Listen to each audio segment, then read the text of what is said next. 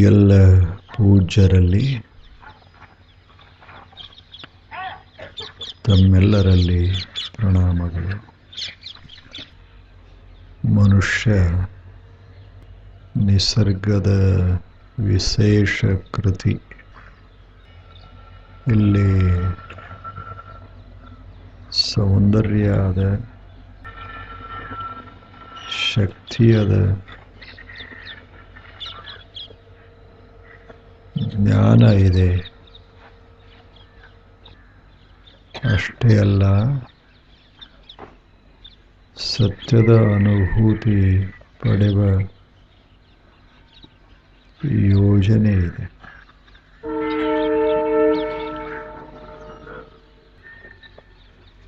ಆದ್ದರಿಂದಲೇ ಮನುಷ್ಯನಿಗೆ ಅಷ್ಟು ಬೆಲೆ. ಒಬ್ಬ ಶಿಲ್ಪಿ ಎಂಥ ಸುಂದರವಾದಂಥ ಒಂದು ಮೂರ್ತಿಯನ್ನು ಮಾಡ್ತಾನೆ. ಬಹಳ ದೊಡ್ಡ ಶಿಲ್ಪಿ. ಆ ಮೂರ್ತಿಗೆ ಎಷ್ಟು ಬೆಲೆ. ಅಲ್ಲಿ ಆತ ತನ್ನ ಕಲೆಯನ್ನು ಅರಳಿಸಿರ್ತಾನೆ. ಕಲ್ಲಿನಲ್ಲಿ ಸೌಂದರ್ಯ ತುಂಬಿರ್ತಾನೆ. ಭಾವನೆಗಳು ವ್ಯಕ್ತ ಆಗಬೇಕು, ಹಾಗೆ ಆತ ರೂಪಿಸಿರ್ತಾನೆ. ಅದು ಒಂದು ಸಂಪತ್ತು. ಅದಕ್ಕೆ ಎಷ್ಟು ಬೆಲೆ. ಹಾಗೆ ನಿಸರ್ಗ ಅನ್ನುವ ಒಂದು ಶಿಲ್ಪಿ, ಒಬ್ಬ ಶಿಲ್ಪಿ ಈ ಮನುಷ್ಯ ದೇಹಗಳನ್ನು ನಿರ್ಮಾಣ ಮಾಡಿದ. ಇವೆಲ್ಲ ಎಷ್ಟು ಚೆನ್ನಾಗಿದೆ. ಸಚಲ ಮೂರ್ತಿಗಳು, ಚಲಿಸುವ ಮೂರ್ತಿಗಳು, ಯೋಚಿಸುವ ಮೂರ್ತಿಗಳು, ತಿಳಿದುಕೊಳ್ಳುವ ಮೂರ್ತಿಗಳು. ಅಂಥ ಮೂರ್ತಿಗಳನ್ನು ನಿಸರ್ಗ ಮಾಡಿದೆ. ನಮ್ಮಲ್ಲಿ ಏನು ಕೊರತೆ ಅದ ಹೇಳಿ? ಜಗತ್ತನ್ನು ನೋಡೋದಕ್ಕೆ ಏನು ಬೇಕೋ ಎಲ್ಲ ಇಲ್ಲಿ ಅದ. ಆನಂದವಾಗಿ ಬದುಕೋದಕ್ಕೆ ಏನೇನು ಬೇಕೋ ಎಲ್ಲವೂ ಇದರೊಳಗದ.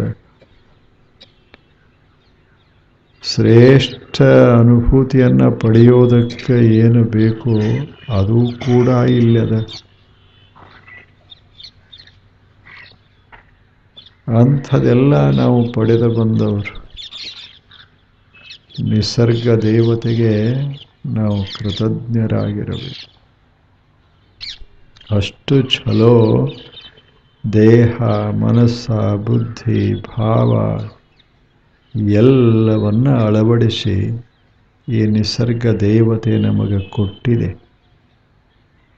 ಇದನ್ನು ಹೇಗೆ ಬಳಸಬೇಕೋ ಹಾಗೆ ಬಳಸೋದು ಬಹಳ ಮಹತ್ವದ್ದು. ಒಂದು ಹೂವನ್ನು, ಒಂದು ಬಳ್ಳಿ ವರ್ಷಗಳ ಕಾಲ ಕಷ್ಟಪಟ್ಟು ಅದನ್ನು ನಿರ್ಮಾಣ ಮಾಡಿ ಮನುಷ್ಯನಿಗೆ ಹಿಂಗೆ ಕೊಟ್ಟಿತು ಅಂದರೆ ಅದನ್ನು ಬಳಸೋ ರೀತಿ ಗೊತ್ತಿರಬೇಕು. ವರುಷದ ಪರಿಶ್ರಮ ಅದು ತನ್ನ ಶಕ್ತಿ, ಸಾಮರ್ಥ್ಯ ಎಲ್ಲವನ್ನು ಬಳಸಿ ಆ ಹೂವಿಗೆ ಏನು ಬಣ್ಣ ಬರೀತೋ, ಹೂವಿಗೆ ಎಂಥ ರೂಪ ಕೊಟ್ಟಿತು, ಹೂವಿನೊಳಗೆ ಎಂಥ ಮಕರಂದವನ್ನು, ಸುಗಂಧವನ್ನು ಇಟ್ಟಿತು. ಇಷ್ಟೆಲ್ಲ ಮಾಡಿ ನಮ್ಮ ಕೈಗೆ ಕೊಟ್ಟಾಗ ಅದನ್ನು ಹೆಂಗೆ ಬಳಸಬೇಕೋ ಹಾಗೆ ಬಳಸು. ಅದನ್ನು ತುಳಿದಾಡಬಾರದು, ನೆಲಕ್ಕೆ ಚೆಲ್ಲಿ. ಅದನ್ನು ಹರಿದ ಹಾಕಬಾರದು. ಎಲ್ಲಿ ಬಳಸಬೇಕೋ ಅಲ್ಲಿ ಬಳಸು. ಅದನ್ನು ದೇವನ ತಲೆಗೇರಿಸಬೇಕು. ಅದನ್ನು ಮನೆಯೊಳಗೆ ಈಗ ಸುಂದರವಾದಂಥ ಸ್ಥಳದಲ್ಲಿ ಇಡಬೇಕು. ಮನೆಯೆಲ್ಲ ಸುವಾಸನೆಯಿಂದ ತುಂಬಿ ಹೋಗ್ತದೆ. ನೋಡಲಿಕ್ಕೆ ಸೌಂದರ್ಯ, ಉಸಿರಾಡಿಸಲಿಕ್ಕೆ ಸುಗಂಧ, ಮನೆಯ ವಾತಾವರಣ ಬದಲಾಗ್ತದೆ. ಅಷ್ಟದನ್ನು ಬಳಸಬಹುದು. ಹಾಗೆ ನಮ್ಮದು ಒಂದು ನಿಸರ್ಗದ ಹೂವ. ಇದು ಕೋಟ್ಯಾವಧಿ ವರ್ಷಗಳ ಕಾಲ ಕಷ್ಟಪಟ್ಟು ಹೊಸ ಹೊಸ ರೂಪ ಕೊಟ್ಟ ಕೊನೆಗೆ ಇಂಥದೊಂದು ದೇಹವನ್ನು ನಿರ್ಮಿಸ್ತು. ಇದನ್ನು ನಮ್ಮ ಕೈಗೆ ಕೊಟ್ಟಿತು, ಇದನ್ನು ಬಳಸಿಗೋ, ನೀನು ಧನ್ಯನಾಗ್ತೀಯ. ನಾವು ಬಳಸೋದು ಎಲ್ಲರೇ ಚೆಲ್ಲಾಡಬಾರದು. ಇದೆಲ್ಲ ಕೊಟ್ಟಂಥ ಈ ಸಂಪತ್ತನ್ನು ಅಲ್ಲೇ ಇಲ್ಲೇ ಸೂರಾಡಬಾರದು. ಯಾವುದಕ್ಕೆ ಬಳಸಬೇಕೋ ಅದಕ್ಕೇ ಬಳಸಬೇಕು. ಏನನ್ನ ಪಡೆಯೋದಕ್ಕೆ ಬಳಸಬೇಕೋ ಅದನ್ನು ಪಡೆಯೋದಕ್ಕೆ ಈ ಶರೀರವನ್ನು ಬಳಸಬೇಕು. ಸಾಕ್ರೆಟಿಸ್ ಅಂತ ಒಬ್ಬರಾಗಿ ಹೋದರು. ಅವರ ಶಕ್ತಿ ಬಹಳ. ಎಲ್ಲ ಯುವಕರನ್ನ ಕಟ್ಟಿಕೊಂಡು ಸುಂದರ ಸುಂದರ ವಿಚಾರಗಳನ್ನು ಅವರ ತಲೆಗೆ ಹಾಕ್ತಿದ್ರು. ಅಥೆನ್ಸ್ ದೇಶ ಪಟ್ಟಣ, ಗ್ರೀಸ್ ದೇಶ, ಯುರೋಪ್ 2500 ವರ್ಷದ ಹಿಂದೆ ಬಾಳಿ ಬದುಕಿ ಇಡೀ ಆ ಯುರೋಪ ಖಂಡವನ್ನು ಶ್ರೀಮಂತ ಮಾಡಿದ ಜ್ಞಾನದಿಂದ ಒಬ್ಬ ಮುದುಕ. ಅಂಥ ಸಾಕ್ರೆಟಿಸ್ ಸುಕರಾತ. ಆತ ಅತ್ಯಂತ ಬಡವ. ಆತ ಶಿಲ್ಪಿ, ಕಟ್ಟಿಗೆಯಲ್ಲಿ ಕಲ್ಲಿನಲ್ಲಿ ಕೆತ್ತೋ ಮನುಷ್ಯ. ಆದರೆ ಎಂಥ ಜ್ಞಾನ ಆತನಲ್ಲಿ, ಅದ್ಭುತ ಜ್ಞಾನ. ಅದನ್ನು ಹೀಗೆ ಹರುತ್ತಿದ್ದ ಸುತ್ತಮುತ್ತ ಊರಿನ ದೇಶದ ಯುವಕರೆಲ್ಲ ಅವರ ಸಮೀಪಕ್ಕೆ ಬರ್ತಿದ್ರು. ಆ ಮುದುಕ ಅದನ್ನು ಹೇಳ್ತಾ ಇತ್ತು. ಏನ ಜ್ಞಾನದ ಬೆಳಕನ್ನು ಈಗ ದೇಶದ ತುಂಬೆಲ್ಲ ಚೆಲ್ಲಿದ. ಯುವಕರ ಮನಸ್ಸಿನೊಳಗೆಲ್ಲ ಜ್ಞಾನದ ಪಿಪಾಸೆ ಅಷ್ಟೇ ಅಲ್ಲ, ಜ್ಞಾನದ ಸೌರಭವನ ಹರವಿದ. ಇಂಥ ಸಾಕ್ರೆಟಿಸ್. ಒಂದು ಸಲ ಅವನ ಹತ್ತಿರ ಒಬ್ಬ ಹೆಣ್ಮಗಳು ಬರ್ತಾಳೆ. ಆಕೆ ಬಹಳ ಸುಂದರ. ಆಕೆ ಹೆಸರು ಕೆಲಿಸ್ಟೋ. ಬಹಳ ಸುಂದರಿ. ಆಕೆಯ ಹಾಡ, ಆಕೆಯ ಸೌಂದರ್ಯ ಆ ನಾಡಿನ ಆ ಊರೊಳಗೆ ಹುಚ್ಚ ಹಿಡಿಸಿತ್ತು. ಆಕೆ ಒಂದು ದಿವಸ ಸಾಕ್ರೆಟಿಸನ ಹತ್ತಿರ ಬಂದು ಆಕೆ ಹೇಳ್ತಾಳೆ, ಏನು ಸಾಕ್ರೆಟಿಸ್, ನೀನು ಎಷ್ಟು ಕಷ್ಟಪಟ್ಟು ಈ ಯುವಕರ ಮನಸ್ಸಿನೊಳಗೆ ಬೆಳಗ್ತಿಯಲ್ಲ ದೀಪ, ಜ್ಞಾನದ ದೀಪ. ನೋಡು, ನಿಂದ ಪ್ರಯತ್ನ, ನಿನ್ನ ಪ್ರಯಾಸ ಎಷ್ಟದ ಅನ್ನೋದನ್ನು ಸ್ವಲ್ಪ ವಿಚಾರ ಮಾಡು. ನಿನ್ನ ಪ್ರಯಾಸದ ಫಲ ಏನು? ನೀನು ಹಚ್ಚಿದ ದೀಪಗಳನ್ನು ಒಂದು ಕ್ಷಣದಲ್ಲಿ ಆರಿಸಿ ಬಿಡಬಲ್ಲೆ. ಆಕೆ ಸಾಮರ್ಥ್ಯ, ನನ್ನ ಸೌಂದರ್ಯ, ನನ್ನ ಮಾತಿನ ಇದು ಧ್ವನಿ ಎರಡನ್ನ ಬಳಸಿದರೆ ನೀನೇನು ವರ್ಷಗಟ್ಟಲೆ ಕಷ್ಟಪಟ್ಟು ಹುಡುಗರನ್ನ ತಯಾರ ಮಾಡ್ತೀಯಲ್ಲ, ಒಂದು ದಿವಸದಾಗ ಚೆಲ್ಲಿಬಿಟ್ಟು. ಏನು ನಿನ್ನ ಪ್ರಯತ್ನ ಅಂದ್ಲು. ಇಷ್ಟು ವರ್ಷಗಳ ಪ್ರಯತ್ನ ನಂದು ಒಂದು ದೃಷ್ಟಿ ಬಿದ್ದರೆ ಹೋಯ್ತು. ಹೇಳಿ, ದೇವರು ಆಕೆಗೆ ಸೌಂದರ್ಯ ಕೊಟ್ಟಿದ್ದ, ಮಧುರ ಧ್ವನಿ ಕೊಟ್ಟಿದ್ದ. ಆಕೆ ಅದನ್ನು ಬಳಸಿದ್ದು ಎದಕ್ಕೆ ಅಂದರೆ ಹುಡುಗರನ್ನ ಹಾಂಗ ಜಾರ್ಸಾಕ್. ಇಡೀ ಅಥೆನ್ಸ್ ಪಟ್ಟಣದೊಳಗೆ ನೋಡಬೇಕು. ಒಮ್ಮೆ ಆಕೆ ಕಣ್ಣು ಹಾಯಿಸಿದರೆ ಎಂಥ ಮನುಷ್ಯ ಸಹಿತ ಜಾರಬೇಕು. ಅವಾಗ ಸಾಕ್ರೆಟಿಸ್ ಹೇಳ್ದ, ಇದೇನು ದೊಡ್ಡ ಮಾತ, ಆರಿಸೋದೇನು ದೊಡ್ಡದು, ಹಚ್ಚೋದು ಬಹಳ ಮಹತ್ವದ್ದು. ಯಾರಾದರೂ ಆರಿಸ್ತಾರ, ನೀ ಯಾಕೆ ಬೇಕಾಗ್ಯದ ಅಂತ. ಅದೇನು ಒಂದು ಸಣ್ಣ ಹುಡುಗ ಆರಿಸ್ತದೆ, ಒಂದು ಸಣ್ಣ ವಸ್ತು ಸುಮ್ಮನೆ ಆರಿಸ್ತದೆ. ಆರಿಸೋದೇನು ದೊಡ್ಡದೇನು, ಒಂದು ಹುಳ ಬಂದು ಆರಿಸಿ ಹೋಗ್ತದೆ. ಆರಿಸೋದು ಮಹತ್ವದ್ದಲ್ಲ.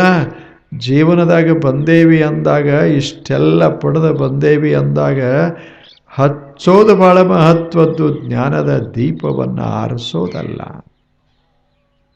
ಆಕೆಗೆ ಹೇಳ್ತಾನೆ, ನಿನ್ನ ವಯಸ್ಸು ಈಗ ಸುಮಾರು 30, ಕಳೆದ 10-15 ವರ್ಷಗಳಿಂದ ನೀನು ಪಡೆದು ಬಂದ ಸೌಂದರ್ಯ ಬಳಸಿದ್ದೆ ಅದಕ್ಕೆ. ಅದ್ಭುತವಾದ ನಿನ್ನ ಧ್ವನಿ ಬಳಸಿದ್ದೆ ಅದಕ್ಕೆ, ಜಾರಿಸೋದಕ್ಕೆ, ಬೆಟ್ಟದ ಮ್ಯಾಲಿನ ಕಲ್ಲ ಉರುಳಿಸೋದಕ್ಕೆ. ಬೆಟ್ಟದ ಮ್ಯಾಲಿನ ಕಲ್ಲ ಉರುಳಿಸಾಕೇನು ಪೈಲ್ವಾನ್ ಬೇಕಾಗ್ತಾನೇನು? ಏನು ಭಾರಿ ತಪಸ್ಸ ಬೇಕಾಗ್ತದೇನು? ಅದು ದಂಡೆಯೊಳಗಿರುವ ಕಲ್ಲ ಸುಮ್ಮನೆ ಹಿಂಗೆ ಕೈ ಮುಟ್ಟಿದರೆ ಸಾಕು ಉಳ್ಳಾಕ ಶುರುವಾಗ್ತದೆ, ಕೊಳ್ಳಕ್ಕೆ ಹೋಗಿ ಬೀಳ್ತದೆ. ಹಾಗೆ ಮನುಷ್ಯರನ್ನ ಕೆಡಿಸೋದೆ ಅಷ್ಟೊತ್ತದ, ಕೆಡಿಸೋದೆ ಅಷ್ಟ. ಇಲ್ಲೇನು ಸುಮ್ಮನೆ ಒಂದಿಷ್ಟು ಕೊಟ್ಟರೆ ಕೆಟ್ಟು ಹೋಗ್ತೇವದ. ಒಂದು ಸ್ವಲ್ಪ ಹೆರಾಯಿನ್, ಇಲ್ಲೇನು ಮಾದಕ ದ್ರವ್ಯ ಒಂದು ಸಲ ಜೀವನ ಬದಲಾಗ್ತದೆ. ಕೆಡಿಸೋದು ಮಹತ್ವದ್ದಲ್ಲ, ಒಂದು ಮನೆ ಸ್ವಚ್ಛ ಮಾಡೋದು ಎಷ್ಟು ಕಷ್ಟದ್ದದ. ಮನ್ಯಾಗ ತಂದು ತಿಪ್ಪಿ ಹಾಕೋದೇ ಅಷ್ಟೊತ್ತ. ಚಲೋ ಬಟ್ಟೆ ಇಟ್ಕೊಳ್ಳೋದು, ಸ್ವಚ್ಛ ಮಾಡೋದು ಎಷ್ಟು ಕಷ್ಟದ್ದದ. ಅದರ ಮೇಲೆ ಬಣ್ಣ ಹಾಕೋದೇನು ಕಷ್ಟದ್ದದ. ನೋಡು, ಇದು ಇರೋದು ಇದಕ್ಕಾಗಿ ಏನು ಅಂದ ಮುದುಕ. ಇಷ್ಟೆಲ್ಲ ಇರೋದು ಇದಕ್ಕಾಗಿ ಏನು? ಅಳಿಸೋದಕ್ಕೆ, ಕೆಡಿಸೋದಕ್ಕೆ, ಆರಿಸೋದಕ್ಕೆ, ಬೀಳಿಸೋದಕ್ಕೆ, ಇದಕ್ಕೆ ಬಳಸ್ತಾರೇನು ಶರೀರವನ್ನು? ಶರೀರವನ್ನು.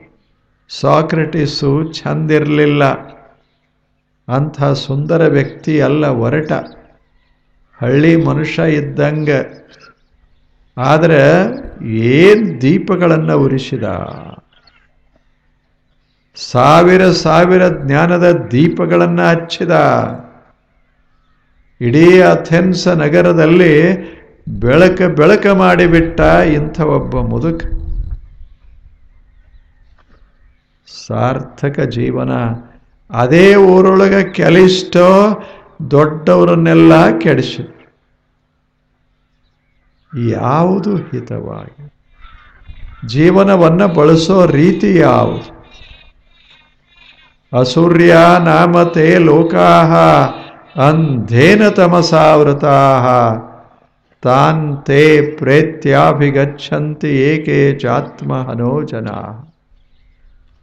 ಹೇಳಿ, ಇಷ್ಟೆಲ್ಲ ಇರುವಾಗ ಇಂಥದನ್ನು ವ್ಯರ್ಥವಾಗಿ ಕಳೀತಾರೇನು? ಇದನ್ನು ನಾಶ ಮಾಡ್ತಾರೇನು? ಆತ್ಮಹನೋಜನಾಹ.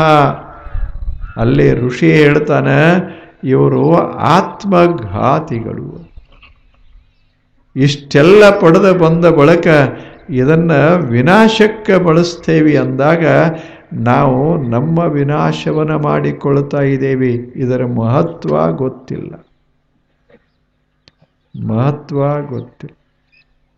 ಎಷ್ಟು ಚೆನ್ನಾಗಿದೆ, ಎಷ್ಟು ಅದ್ಭುತವಾಗಿದೆ. ಇಂಥ ದೇಹ ಮನಸ್ಸು ಬುದ್ಧಿಗಳನ್ನು, ಮಾತು ಮೈಯನ್ನು ಎದಕ್ಕೆ ಬಳಸಬೇಕೋ ಅದಕ್ಕೆ ಬಳಸಬೇಕು. ಇಲ್ಲದೆ ಇದ್ದರೆ ಕತ್ತಲಲ್ಲಿ ಬದುಕ್ತೇವಿ.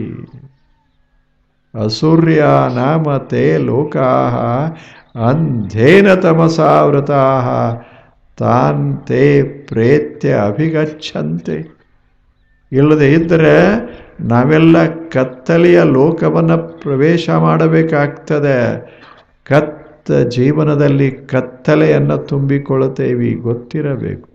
ಎಲ್ಲಿ ಕತ್ತಲೆ ಅಲ್ಲಿ ಚಿಂತೆ, ಎಲ್ಲಿ ಕತ್ತಲೆ ಅಲ್ಲಿ ದುಃಖ, ಎಲ್ಲಿ ಕತ್ತಲೆ ಅಲ್ಲಿ ಭಯ. ಅಂಥ ಜೀವನ ನಾವು ಮಾಡಬೇಕಾಗ್ತದೆ. ಜಾಣತನ ಇರಬೇಕು. ಯಾವುದನ್ನು ಎದಕ್ಕೆ ಬಳಸಬೇಕು ಅದಕ್ಕೇ ಬಳಸು.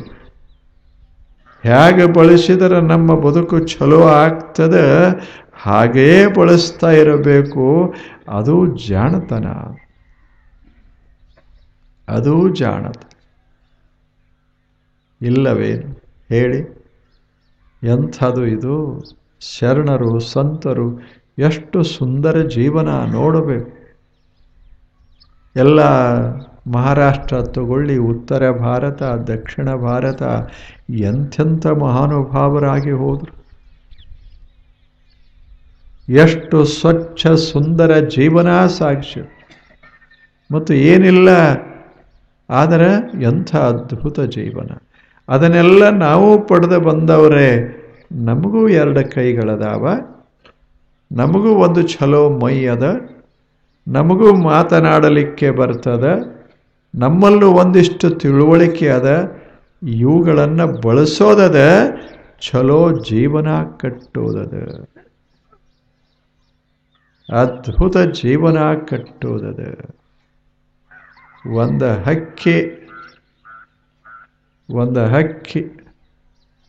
ಅದು ಇದ ತಿಂಗಳ ಅವಾಗ ಸೀತನಿ ಅಂತ ಬರ್ತಾವ, ಗೊತ್ತಿರಬೇಕು ನೀವು.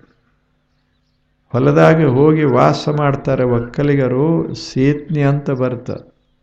ಜೋಳ ಬೆಳೀತಾರೆ. ಅದೇನು ಅದು ಹಸಿರ ಜೋಳ ನೋಡಬೇಕು, ಸವಿಯಾದ ಜೋಳ. ಅದು ತೆನಿ ಆಗಿರ್ತಾವ ಎಲ್ಲ ಕಡೆ. ಅದನ್ನು ಕಾಯಲಿಕ್ಕೆ ಹೋಗಿರ್ತಾರೆ. ಆ ಮನುಷ್ಯ ಒಂದು ಅಟ್ಟ ಹಾಕ್ಕೊಂಡು ಮ್ಯಾಲ ನಿಂತು ಕವಣಿ ಹೊಡಿತಿರ್ತಾನೆ. ಕಲ್ಲು ಹಾಕಿ ಅಲ್ಲಿ ಗುಬ್ಬಿಗಳಿರ್ತಾವ. ಅಲ್ಲೇ ದಂಡಿಗೆ ಕೂತಿರ್ತಾವ. ಇವ ಹೊಡೆದು ಬಿಟ್ಟು ಕೂಡಲೇ ಅಲ್ಲಿಗೆ ಬರ್ತಾವ.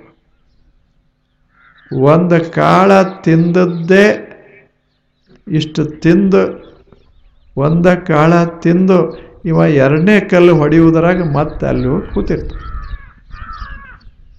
ಇಲ್ಲ,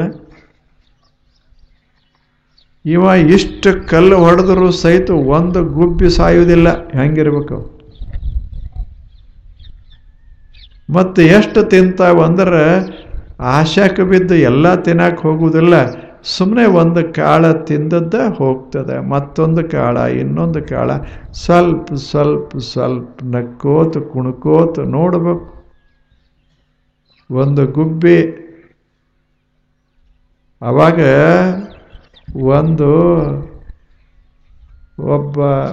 ಒಂದು ಪಕ್ಷಿ ಬಂತು ಅಲ್ಲಿಗೆ. ಆ ಪಕ್ಷಿ ಬಹಳ ಜಾಣ ಪಕ್ಷಿ. ಅದು ಈ ಗುಬ್ಬಿಗಳಿಗೆ ಹೇಳ್ತು, ಅಲ್ಲೋ ಅವರೆಲ್ಲ ಕಲ್ಲು ಹೊಡ್ಯಕ್ಕೆ ಹತ್ಯಾರ, ನೀವೆಲ್ಲರೂ ಕೂಡಿ ಅವನಿಗೆ ಶಿಕ್ಷೆ ಕೊಡಬಾರ್ದೇನು ಅಂತ. ಆಕ್ರಮಣ ಮಾಡಬೇಕು. ಅವ ಕಲ್ಲು ಹೊಡಿತಾನಂದ್ರೆ ಸುಮ್ಮನೆ ಹಾರಾಡ್ತಿರಲ್ಲ, ಮಾಡಬೇಕು. ಕಟ್ರಿ ಒಂದು ಸೇನಾ ಆಕ್ರಮಣ ಮಾಡಿ ಅಂದ. ಯಾರು? ಮತ್ತೊಂದು ಪಕ್ಷಿ. ಅದು ಹೊರದೇಶದ ಪಕ್ಷಿ. ಇವು ಎಲ್ಲ ಹೇಳಿದವು, ನೋಡು ನಾವೇನು ಆಕ್ರಮಣ ಮಾಡಕ್ಕೆ ಬಂದೇವನ? ಇಲ್ಲೇ ಏನು ತಿನ್ನಕ್ಕೆ ಬಂದೇವಿ? ಕಾಳು ತಿನ್ನಕ್ಕೆ ಬಂದೇವಿ. ಅವ ಎದಕ್ಕದಾನ? ಕಲ್ಲು ಹೊಡ್ಯಾಕದಾನ. ನಾವು ಕಾಳು ತಿನ್ನಕದೇವಿ. ನಮ್ಮ ಕೆಲಸ ಮಾಡ್ಕೊಂಡು ನಾವು ಹೋಗೋದಿರ್ತದ, ಹೋರಾಟ ಇದಕ್ಕೆ ನಾವು ಇರೋದೇ ಮಸ್ತಾಗಿ ಬದುಕೋದಕ್ಕೆ, ಎರಡು ಕಾಳು ತಿಂದು ಆಕಾಶಕ್ಕೆ ಹಾರಿ ಹಾಡೋದಕ್ಕೆ ನಾವಿರೋ. ನಾವೇನು ನಿನ್ನಂಗೆ ಜಗಳ ಮಾಡೋದಕ್ಕೇನು ಬಂದು ಹೇಳಕ್ಕೆ ಹತ್ತಿಯಲ್ಲ, ಜಗಳ ಹಸ್ತಿಯೇನು ಇಲ್ಲ. ಇಂದಲ್ಲ ನಿನ್ನೆಲ್ಲ ವರುಷಗಳ ಕಾಲ ಅವ ಹೊಡಿತಾನೆ ಅದಾನ, ನಾವು ತಿಂತಾನೆ ಅದೇವು. ನಮಗೇನು ಯಾವುದು ಅವನ ಕಲ್ಲು ಒಂದು ದಿವಸ ಬಡದೇ ಇಲ್ಲ.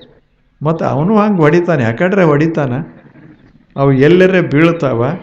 ಅಷ್ಟೊತ್ತಿಗೆ ನಾವು ಎರಡು ಕಾಳು ತಿಂದು ಹಾರಿ ಹೋಗಿರ್ತೇವೆ. ಹಂಗೆ ಬದುಕಬೇಕು ಜಗತ್ತಿನಲ್ಲೇ. ಜಗಳ ಮಾಡೋದಲ್ಲ, ಸಂತೋಷದಿಂದ ಬದುಕಬೇಕು. ತಿನ್ನೋದ ಎರಡು ಕಾಳ, ಜಗಳ ಯಾಕೆ ಈ ಜಗತ್ತಿನೊಳಗೆ? ಮಸ್ತಾಗಿ ನಾವು ಇರೋದು ಅದಕ್ಕೆ, ಹಕ್ಕಿಗಳಾಗಿರೋದು ಅದಕ್ಕೆ, ಹಾರೋದಕ್ಕೆ, ಆಕ್ರಮಣ ಮಾಡೋದಕ್ಕಾಗಿ ಅಲ್ಲ, ನಾಶ ಮಾಡೋದಕ್ಕಾಗಿ ಅಲ್ಲ. ನಾವು ಎಷ್ಟು ತಿಂತೇವಿ ಅಂದರೆ ಸುಮ್ಮನೆ ಅಲ್ಲೊಂದು ಕಾಳ ಇಲ್ಲೊಂದು ಕಾಳ. ಆದರೆ ಅಷ್ಟರಿಂದಲೇ ಎಷ್ಟು ಶಕ್ತಿ ನಮಗೆ. ಹಾರ್ತೇವಿ, ಅಷ್ಟು ಸಂತೋಷ ಪಡ್ತೇವಿ, ಹಾಡ್ತೇವಿ, ಮಾತನಾಡ್ತೇವಿ. ಆದರೆ ಜಗಳಿಲ್ಲ. ನಾವು ಸಾವಿರಾರು ಅದೇವಿ ಇಲ್ಲಿ ಹಕ್ಕಿಗಳು, ಆದರೆ ನಾವು ಜಗಳ ಮಾಡಿಲ್ಲ. ಮನುಷ್ಯರ ಹಂಗಲ್ಲ. ನಿನ್ನ ಮಾತು ಕೇಳ್ತಾರೆ, ಊರಾಗ ಹೋಗು, ಅಲ್ಲಿ ಹಚ್ಚು, ಅವರು ಕೇಳ್ತಾರೆ ಅಂತ ಹಕ್ಕಿ ಮತ್ತೊಂದು ಪಕ್ಷಿಗೆ ಹೇಳ್ತು, ಹೋಗು ಊರಾಗ. ಜನ ಅದಾರಲ್ಲ ನಿನ್ನಂಥವ್ರ ಮಾತು ಕೇಳ್ತಾರೆ, ಅಲ್ಲಿ ಹಚ್ಚು, ಅವ್ರು ಜಗಳಕ್ಕೆ ನಿಲ್ತಾರೆ, ಕೋರ್ಟಿಗೆ ಹೋಗ್ತಾರೆ, ಹೊಡೆದಾಡ್ತಾರೆ. ಆದರೆ ನಮ್ಮ ಹತ್ತಿರ ಬರಕ್ಕೆ ಹೋಗಬೇಡ.